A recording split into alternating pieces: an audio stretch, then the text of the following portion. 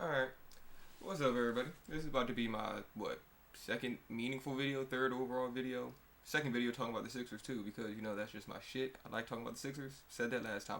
Hold on a second. No, this isn't right.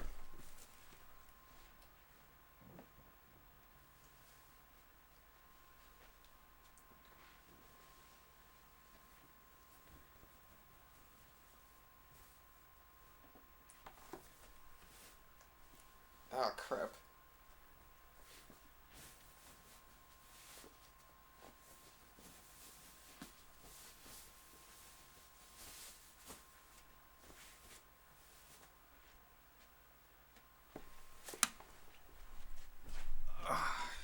Alright.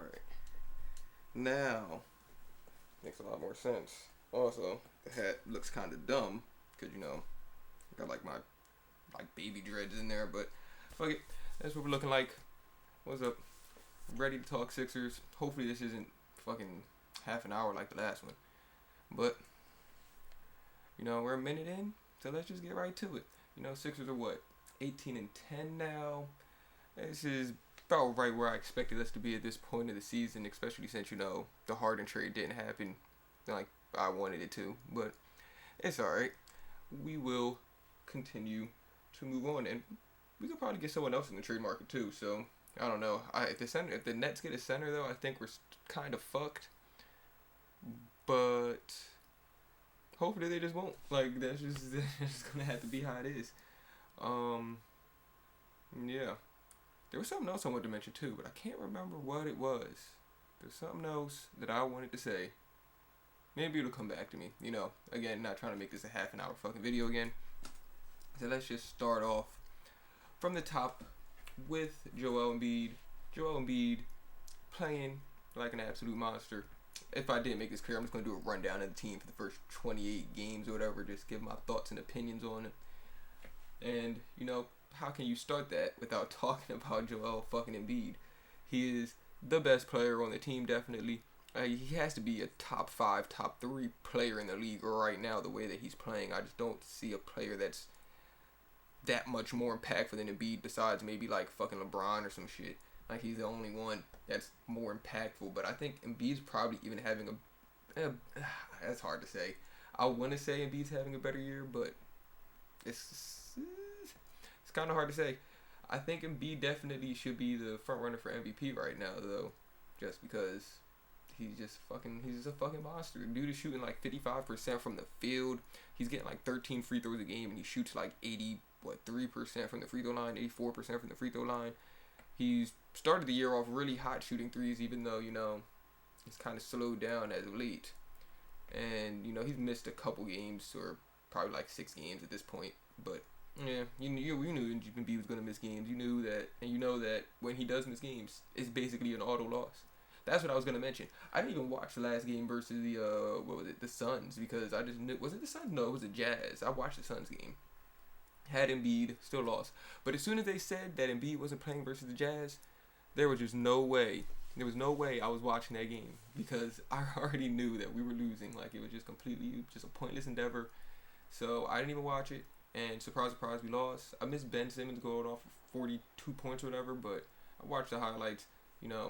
It was just Ben doing regular Ben stuff. Like, next game he's going to have his 12 points or whatever. Like, it's not groundbreaking stuff. Like, I'm not super excited about that shit. It just is what it is. But Embiid, absolute monster. Defensively, I feel like maybe he's lost a step. I feel like Embiid in general has lost a step after LeBron like fucking tried to end his career in the Lakers game. Like, after that shit, Embiid has been like half a step slower, maybe like a quarter step slower. He's definitely gone back to his like previous form, where it seems like he has ankle weights on. Maybe they're not the 10-pound or 15-pound ankle weights he used to have on, but he definitely has some like 2 or 3-pound ankle weights on right now. But he's still dominant, still getting 30 points in his sleep, still going off, still impacts defense, even though I feel like not as much as he used to. I feel like Embiid has gradually gotten worse every year defensively. But he's still a very plus defender. Like, he's still a really good defender. He's still going to anchor a good defense no matter who the fuck you have around him. That's just who Embiid is. Dude, this hat looks really fucking stupid. It looks like a full baby diaper on top of my head or some shit. Like, I'm rocking with it though. So yeah, that's all on Embiid. What we got? Ben. Ben is just Ben. Like, I feel like I said this last time. Ben's just Ben. Like, man, I don't even like talking about Ben anymore because he's just Ben. That's just what he is. He is what he is. At this point, he gets better defensively. He's probably the best defensively now than he's ever been in his entire career. But offensively, he is just the same motherfucker. Like, it's just the same shit. He's the same defender. It's just not. He's not changing. He's not going to get better or worse. Ben has no touch. You know, I don't know if I said this in the last video. I don't really know what I said in the last video, honestly. I'm kind of blanking on that shit. But I think that Ben should shoot his right hand. I know this is not like a groundbreaking like thing to say. Other people have said this shit, but I'm just really noticing every time. It's not even like the layups, even though 90% of Ben's layups are with his right hand. You know, just something that left-handed people do. Shoot all layups with their right hand. Just makes total sense to me. But it's not even just the layups. It's the fact that when he does his little touch shots, his little floaters, his little 2K animation bullshit flips, they're almost always with his right hand. And them shits be going in sometimes. So I feel like Ben just has way better touch with his right hand than he does his left hand. Like, there's just no reason that nigga should shoot with his right hand. There's no reason that should happen. But it does. So fuck it. Fuck it. That's just what Ben does. That's who he is. And it is what it is. I don't really want to talk about it anymore. So that's Ben. Okay, let's get back. Tobias. Alright, I owe Tobias I want to say huge. If I made this video maybe like 5 or 6 games ago, I would say huge, but I'm saying it now. So it's just a regular apology. I owe Tobias an apology because he's definitely improved, but I still see the traits of just get the fuck out of here, Tobias. Like, Tobias that I just don't want to see. I don't enjoy watching. He still does like the over dribbling shit. Like, I don't know. Maybe it's just his role in this team since we just don't have enough scores. We don't have enough scoring options outside of Embiid. No one can really create their own shot. Maybe Shake, but you know, we'll get to Shake later. But like, Tobias he should just, if you don't have a shot in the first 3 dribbles, Tobias, just pass the fucking basketball. Like, come on, dude. I don't want to watch you dribble. Your handles aren't that good. You're not explosive. You're not fast. I mean, he has a really good pull up. And like I said in the last video, his whole game should just be attacking closeouts, and taking open threes. Like, don't overcomplicate it. Just don't overcomplicate it. It doesn't have to be more complicated than that. Basketball is a really simple game. Just keep it simple. Take open shots when they're there. When they're not there, pass the ball. Try to generate an open shot for someone else. You know? Like, I just don't... I don't know. This was supposed to be an apology, so let's bring it back to the apology side. I just sometimes I just can't help myself, Tobias. I'm just... Alright, let's get back to the apology. The apology, Tobias is shooting... I don't know if he's still shooting this. I haven't checked it recently, but he was shooting very recently 40, 50, 90, which is really, really good, really, really efficient. It's kind of basically exactly what this team needs. But the biggest thing for Tobias, I think the biggest difference in his game is his defense has gotten like way better since when he first got here. Like, Tobias's defense is actually really good. Like, it's not amazing, and maybe this is helped by, you know, playing next to Ben Simmons and Joel Embiid and Danny Green, who I still think is a good defender. Maybe not like the defender he used to be. Definitely can't stick fucking De'Aaron Fox. I don't know why the fuck they even attempted that. That was just fucking stupid. But like, he's still a good defender, but I think that Tobias just does his job really well. He moves his feet. He knows, like, he has a general idea of where he's supposed to be on defense and what his responsibility is, even though he does get lost off ball a lot. And it's really frustrating. Like, a lot of open shots in the half court that we give up is because Tobias is not switching correctly. It's like on Tobias. I'm like looking at him just in no man's land. This man be lost as fuck. But, hold up. We gotta get back to the apology. I want to be negative on Tobias so bad. I just want to. So, positive. He guards the second wing option on the other team really, really well, night in and night out. His on-ball defense is definitely better. Tobias, I just don't really remember Tobias getting blown by that often. It doesn't happen. Ben Simmons gets blown by pretty regularly, but Ben Simmons also just knows how to play angles and, you know, recover. And he knows how to, you know, switch off to a different person. And, like, he knows how defense fucking works. Tobias doesn't, but Tobias doesn't get blown by, so it's not as big of a problem on that front. And... what other positive things do I have to say? I really don't want to apologize for my statement saying that I don't see how Tobias being Tobias helps the team win, because I feel like when Tobias does what Tobias wants to do, which is dribble the ball a lot and take a contested mid range, that's when I want to pull my fucking hair out. That's when I'm mad at Tobias Harris. That's what I don't like. That's what I don't like. That's what I don't like. But when Tobias Harris shoots open shots, even contested threes, or I don't want to even say open shots, open threes, contested threes or lightly contested, like Tobias. If there's a man 4 or 5 feet away from you, pull that thing. And he was pulling that thing and he was hitting it. So I like it. I like that Tobias, pump fake, take 2 dribbles in, take a nice little quick mid-range pull-up, get a little pick and roll, take 2 dribbles, take a pull-up, or take men all the way to the basket. I would like Tobias to take more threes out of the pick and roll. I think this team just in general just doesn't shoot threes. Like, it's just fucking weird. They just don't like shooting them. I don't understand. I think Ben Simmons is like rubbing off on them or something. Like, he's just like preaching to the whole team and they're believing the shit that, we don't have to shoot threes to win. And the rest of the team is really buying into that bullshit. But this is the NBA in 2021. You're going to have to shoot threes eventually. You can't just not shoot threes and expect to win. You're just not going to. In the playoffs, defenses are going to key in on people inside the three-point line. And if you do not have spacing to get those people space and breathing room, like, we're going to get shut down. We're going to go through stretches where we don't score a bucket for 5 minutes or 6 minutes of game time. And that's what's going to happen. That's going to lose us games. Like, that's just something that's going to happen in the playoffs, unless we get some three-point shooters in here, or unless people get more willing to shoot. And people have been willing to shoot. Like, Danny Green is a willing shooter. Seth Curry, another willing shooter. Tobias Harris. Still, I'm not fully convinced that he's a willing shooter, and I need him to be. That's really what I need him to be. This is the most half-assed apology ever, but I'm sorry, Tobias. You get the half-assed apology because you pissed me off for a year and a half, so right now, you get the half-assed version of an apology. You got to prove it to me over the rest of the, 50 games of the season? We're 28 games in now. There's 72 games. So what is that like? Fuck. I'm good at math. Don't judge me right now. What is it, 44 games? I think it's 44 games. That's crazy. It's about to be the All-Star break in 8 games. So is it like exactly? Oh, yeah, it is exactly halfway through the season. That's crazy. That's the first time they ever done that. They normally play like 50 games first and then like have the All-Star game and then play the last 32. But I guess weird season, COVID and shit. So, yeah, that's my Tobias Harris statement. I don't even want to say it's an apology because I feel like I said more negative things than positive. Who's next? Seth.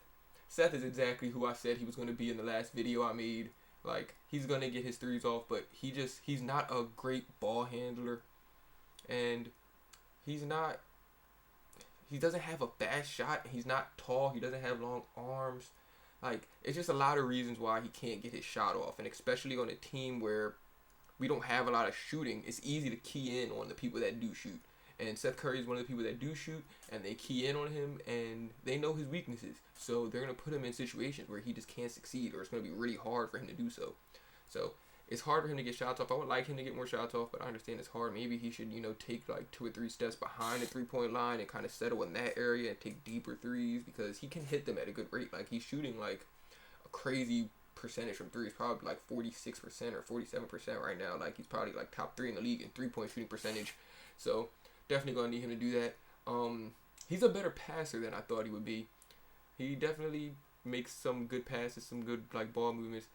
And I love his body language. I think Seth Curry has like the best and worst body language on the team. Like, when Seth Curry thinks he's open and thinks he deserves a pass, you're going to know it if you look at him. He's going to make it very clear that he thinks he was open and he should have got the ball. And if you take a shot when Seth Curry's open and you miss, Seth Curry is not going to be happy. He's just going to be looking like, bruh, and walk up the court. Like, it's every time. It's the funniest thing to me.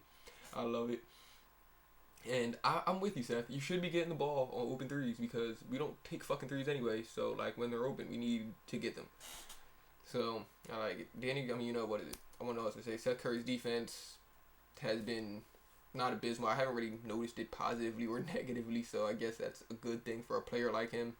I just wish that Seth Curry could get more threes. That's really what I wish for this team. I think the solution to that is for him to take a couple steps out, take some threes further away from the three-point line, because I know that he has that range. I don't know why they're not telling him to do so, but it just is what it is. Maybe we'll get there, maybe we won't, But we definitely need more shooting. Like, this team can't stay with the same shooters it has or same shooting it has and expect to, like, do anything in the playoffs. So, like, in the regular season, it's hard for us to get threes up. So in the playoffs, it's going to be even harder. But that's all I got to say on Seth Curry. Let's go Danny Green. Danny Green, another player that's exactly the way I thought that he would be. A lot of people are really still negative on Danny Green. I really just don't understand, like, the negative, like, shit that Danny Green gets. I really don't get it. I think people just like disliking Danny Green. Like, that's the thing. They just like not liking him. And it's just weird. It's a weird thing to me. It's a weird to not liking this guy, because Danny Green never professed to be like some fucking AI junior, or like some like and one like crossover mixtape ass nigga. Like, he just never professed to be that. What Danny Green does is take open shots and makes them above league average from three. Like, that's what he does. And he plays solid defense. He has good hands. He knows where to be on defense most of the time. Maybe like once or twice a game he'll make some really fucking stupid decision where he's just overthinking what the fuck he's supposed to do on defense. Like he'll front somebody at like 20 feet away from the basket. He'll front somebody and just leave the baseline wide the fuck open so they could just go and get an easy basket. Like, why, Danny? I don't understand why you made that decision. But most of the time, he knows what he's doing on defense. And on offense, he takes contested threes. I thought he took more contested threes, more like a Covington, but he will put some contested threes up sometimes. But a lot of the time, if you're contesting a Danny Green three, he's going to try to pump fake and do some old bullshit. And look, I do have one negative thing to say about Danny Green, though. Danny Green should never put the ball on the ground 2 times. He should just never do it. One dribble and you pass or shoot, Danny. Just don't put the ball on the ground twice. You're not athletic enough to do that in the NBA. You're just not. They're going to take the ball. It's going to be a fucking charge. Some bullshit's going to happen. You're going to take a dumb shot because you have no other option, because you put yourself in a situation doing something you know you shouldn't have did.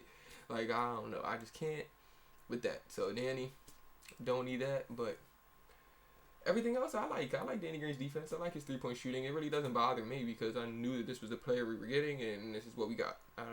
Danny Green is Danny Green. All right. Fuck, we're 17 minutes in. Let's hurry this up. So we got the bench. I'm just going to talk about the bench like it's its own entity, like it's like a big thing. I'm going to try to spend like 5 minutes on this shit. Basically, this bench is normal. It's average when everyone's healthy. But that's the thing. Everyone has to be healthy. Once one person goes down, that person's skill set is like irreplaceable. Like, you can't replace Furkan's shooting off the bench. You can't replace like Shake Milton's ability to score at 3 levels off the bench. You can't replace Matisse Thybulle's defense off the bench. You can't replace Dwight Howard's rebounding and rim protection off the bench. Like, you need all of those people, and all those people just make the bench average or maybe slightly above or below average. Like, you just can't have injuries. Shake Milton's injury really fucked this bench, because now we don't have a person that can score on all 3 levels, and that can, I don't even know if I guess Shake can kind of get his own shot. He does that little like 15-foot like pull up, or like a little 15-foot runner that be going in, because this shot is really soft. He has really good touch on his shot. 3-point shot has not been falling this year for Shake, but other than that, I believe in Shake. I think that 3-point shot is going to fall. He's just, having a rough start to the year. He has an increased role, more pressure to perform, so, maybe pressing a little bit. I feel like Shake should shoot more threes. There's a lot of times I watch the games where I'm like, Shake, just shoot the ball, man. Come on. Just shoot it. We need players to take shots like that, and you have the skill set, so just do it. Like, that's how I feel about Shake Milton. And when Shake Milton's not in the game, when Shake Milton is hurt, this bench is awful. Like, Maxey is okay. Maxey is Maxey. But Maxey is a rookie, and Maxey does not have a 3-point shot. Maxey really just doesn't have any outside game in general. Like, Maxey can hit a pull-up jumper every now and then, but it's not something that you can really depend on and be like, oh, Maxey, you have to defend his jumper. Like, no, motherfucker, we don't have to worry about Maxey's jumper. That shit's just not wet. It's not Eddie House at this point. No one's gonna know what I'm talking about, but it's fine. So, like, yeah, I think that's really all I had to say about the bench. I mean, Dwight is just post-prime Dwight Howard. He just is what it is. Thybulle's defense is really, really good. Like if Thibault wasn't a complete albatross offensively, I think that he would be in consideration for like a defensive team this year. Like because he would get more minutes if his offense was an albatross, and so people would notice his defense more, and it would make more sense to put him on a team because he's getting more minutes, he's contributing to the team more. But you just can't have Matisse on the floor with his offense. Like it's just not. It's not something. It's not something you could do. It's not something you could have. It's not. It's just not. It's just not it. It's not it. It's not it. It just isn't. And all he's expected to do is hit open shots, and it's still not it. We're not expecting him to be like Allen Iverson either, and it's just still not it. So, I mean, maybe one day it will be it, but it's not.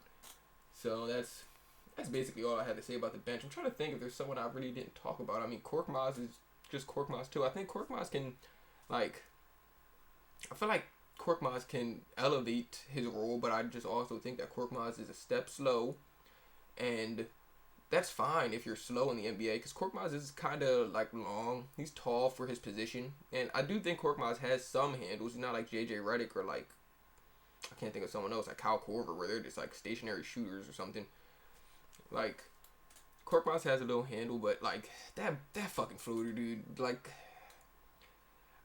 when he shoots it, I'm like, yeah, that's a good shot, because he's open, he shoots it confidently. I'm like, all right, that's a good shot. But then every single time, it's like, it just seems 90% of the time that floater is an air ball or just grazes the rim. Like, it just never goes in. So I don't know. I don't know if that's a good idea. Maybe he should keep shooting, and maybe he'll get better. Maybe they'll start falling in, but I just don't fucking know with that shit.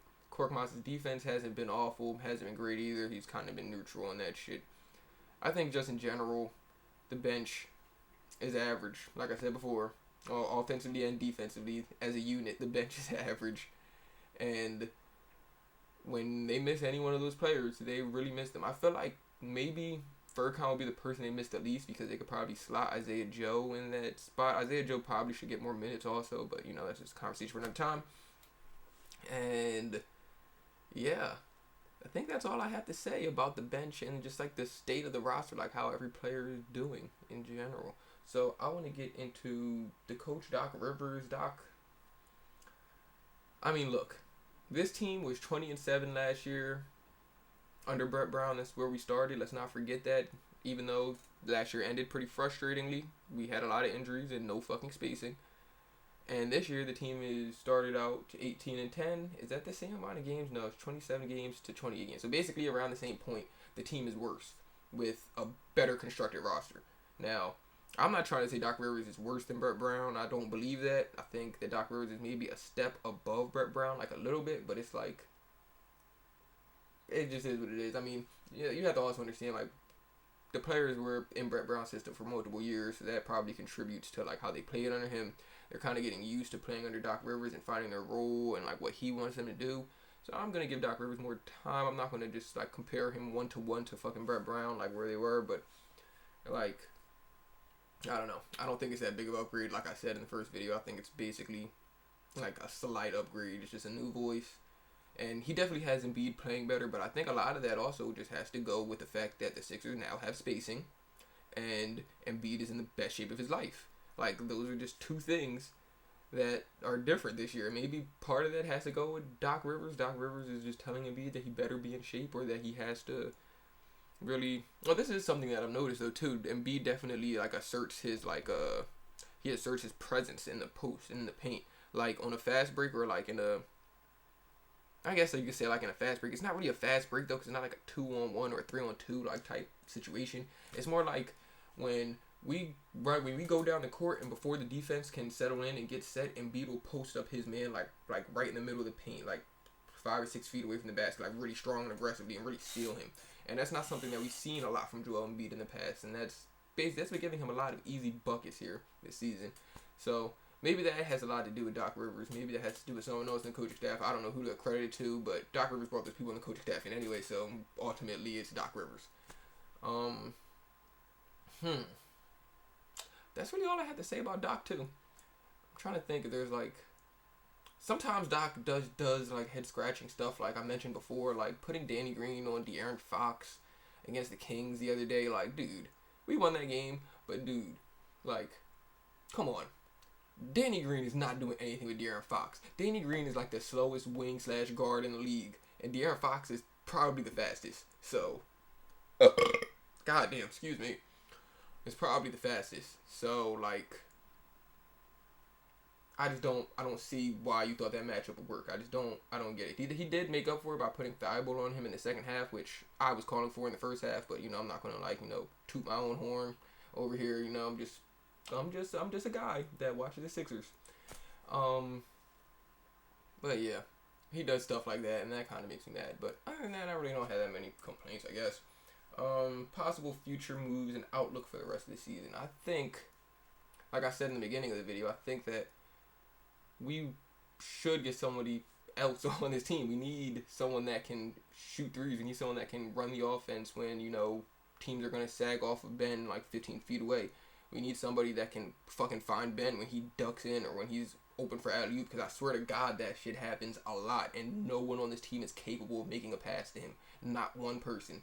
And I wanted it to be Harden because I just thought that it was possible. I mean, let's look at the Harden trade real quick for a second. Harden got traded for like a fucking bag of chips. He got traded for an oft-injured Oladipo. We don't know who the fuck he's gonna be, and his contract is expiring anyway. And he got traded for 4 first-round picks and 3 or 4 pick swaps from a team that's probably going to be competing for like the next 5 or 6 years. Because I don't see Durant really leaving that team if they continue to put people around him to win. And I don't see Kyrie Irving leaving that team because he's just gonna look stupid. But then again, like, who the fuck knows what Kyrie Irving's gonna do? He's gonna do what the fuck he wants. Harden could leave in 2 years, but if they compete, I don't know. I'm not banking on Harden leaving because I just think he likes the situation. Kevin Durant is a great fucking player, and Harden wants to win. I don't see a reason why Harden would want to leave. I just don't see why he would want to do that. So, yeah. I don't even know what the fuck I was saying. God damn, I lost my train of thought really, really bad there. Holy shit. But, oh yeah, they got Harden for a fucking bag of chips. And I just thought that we would be able to pull off a similar fucking move. Like, we were able to trade, well, I don't know who the fuck wants to buy. Really, Tobias Harris contract fucked us in this situation. That's really what happened. Tobias Harris contract fucked us. The fact that you have to pay this man like $40 million 3 years from now is just it's not acceptable. It's not something that you can take on your team. God damn, this video has been 27 minutes, so let me try to wrap this shit up. What we got? Oh, yeah. But possible people that I would like to get, I would say Kyle Lowry. Give me like a George Hill. Give me Bjelica. I would even take New Skyler just because we need like a shooting big when Ben's on the floor. Oh, there's another thing Doc does. This Ben Simmons, Matisse Thybulle, Dwight Howard fucking lineup, that shit cannot fly. You cannot have that. You cannot have those 3 players on the floor at the same time. There is just no shooting. There's no shooting on the floor. There's no spacing. It's going to be clunky. It's just not going to be consistent. You just can't do it. You can't do it. You can't do it. You can't do it. You can't do it. I don't know if I said this, but you can't fucking do it. So, alright. Outside of that, I think someone else I would like that. I would like to get Levine, but I mean, that's just not possible. I would like to get Bill, but again, I don't think that's possible. Would have to trade Ben probably to get Bill. Levine, maybe you won't have to trade Ben, but the way he's playing this year, you might have to. And I don't know if I really want to do that for Levine. I don't have confidence that he's going to be the guy to take this team over the top, and I don't want to trade Ben for someone that's not going to take us over the top. And Bill might put us over the top, so I would be more okay trading Ben for Bill, but also Bill isn't fucking James Harden. Like, if you didn't trade Ben and Maxey and whatever the reported deal was, I think it was like Simmons, Maxey, and like 3 first-round picks. If we didn't trade that for James Harden, why the fuck would we trade something comparable to that for Bill? Like, I just don't. Bill and Harden, even though Bill is probably averaging more points than Harden or whatever right now, I don't think that they're in the same stratosphere of players. Like, they're just not the same. And so I just don't think it would be worth it. That team, I don't know. Who else? We just need. Oh shit! The Nets came back. Holy fuck! Wow, I can't believe the Nets came back. They have no Kyrie and they have no KD against the Suns right now. And the Suns are actually playing really good this year. But what else? Who else? I don't know. I saw Kemba Walker floated out there. I mean, I'm not a huge fan of Kemba Walker. If we can get him without trading Ben and Simmons, I'll be cool with it. Fuck it. I would take.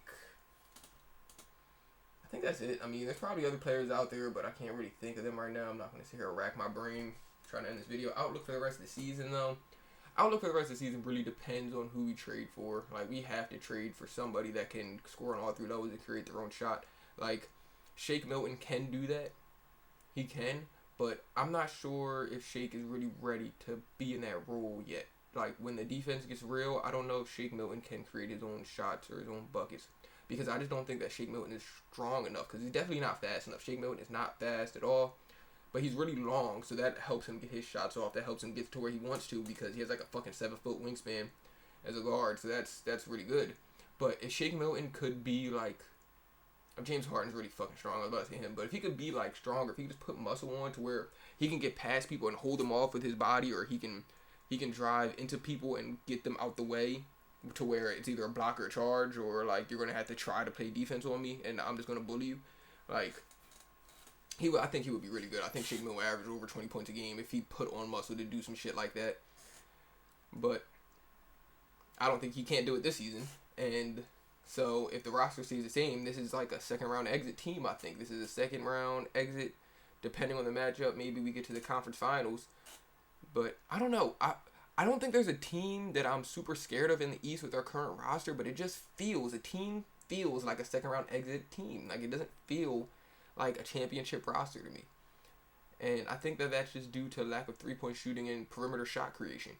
Like, you need perimeter shot creators in order to win in today's NBA. You just need it. And maybe we can be the cheat code team that does it because, you know, we have fucking Embiid, who is like the James Harden of centers that can just score whenever he wants to and get to the line at will, which is great. But you still need someone else to score. When they double Embiid, you need to be able to rely on somebody. You can't have a bunch of people that are like scared to take shots. And Seth and Danny aren't scared to take shots, but defense is key in on those two. So really, it's about Tobias and Ben taking and making open shots. And Tobias has been doing that. I'm not gonna hate. Tobias has been doing that. But you know, Ben is not gonna fucking shoot. And I don't even want to talk about that shit. So yeah, second round exit. If you don't get anybody, if we could somehow get Lowry without trading anybody meaningful, then that would be great. But I think the Raptors were in talks of trying to get Drummond, so I don't think that's something that a team getting ready to get rid of their best player does. So I don't think that that's going to happen. And yeah, I mean, I guess George Hill, but I don't know. I think George Hill is having a good year. I haven't really watched a lot of Oklahoma City games this year. I haven't really looked at George Hill's stats, but I think he's having a good year. I feel like I looked at his stats maybe like a month ago, and it was good then. But I know the type of player George Hill is. He's just like the average point guard. He plays good defense. He shoots really well, but he's not fast. He's not really a shot creator. Like George Hill, if you have to depend on George Hill to create his own shot for you to be successful, you're just gonna have a bad time. Like, he's not going to do it consistently or reliably enough to win games, and that's just something that we're gonna need him to do. So, yeah, I think that's basically it right there. I don't have the same confidence I had before. You know, I predicted 72-0 in the last video, and that's obviously not going to happen. So, you know, my confidence has definitely been shook from that shit. Like, we're not going to predict a finals appearance or win in this video. We're going to keep it real. And we're going to say, second round exit, floor. The floor, I think, is a second round exit. The ceiling, I think, is an NBA finals appearance. But this team isn't beating the Lakers in a 7-game series. This team isn't beating the Clippers in a 7-game series. This team isn't beating the Nets in the 7-game series if they get a legitimate center. This team isn't beating... Who else? I think we could beat the rest of the teams in the league in a 7-game series. I really, really do. But that's just my opinion. And yeah, that's it. Probably going to make some other videos here in a minute. You know, I'm feeling kind of creative right now. I feel like doing some shit. So, I'm going to learn how to... I think I'm going to probably post some gameplay videos here soon. I just farted. I don't know if y'all heard that. But, I'm going to try to play the Call of Duty, the new Call of Duty campaign. Because I always liked the Black Ops campaigns. I always did. I don't know if this one's good or not. I haven't really heard shit about it. But I kind of want to record myself playing it. I think that would be a fun time. So, I'm going to figure out how to do that. Maybe start doing that shit tonight. Probably not going to have, like, a fucking face cam or nothing because That just sounds like a lot of extra effort and work. You know, we're gonna keep it simple. We're gonna do what we know how to do, and yeah, that's it. Go Sixers, I guess. I'm out of here. See y'all.